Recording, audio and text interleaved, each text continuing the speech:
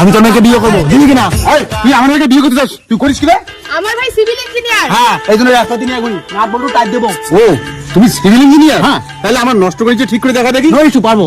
তাহলে আমার মেয়ে তোমার গাড়ি ঠিক করলে? হ্যাঁ। ওকে। ও, এই সমস্যা, নো ইস্যু। এই মা, সত্যি ছেলেটা বুঝি সিভিল ইঞ্জিনিয়ার। তোর মতো মুখের ভাষা খারাপ বলা মেয়েটাও বিয়ে হবে মা। কি তুমি মুখের ভাষা খারাপ করো? এই না দিদি না, কে মুখের ভাষা খারাপ করে? তাই তো বলি, মেয়েরা তো কখনো মুখের ভাষা খারাপ করে না।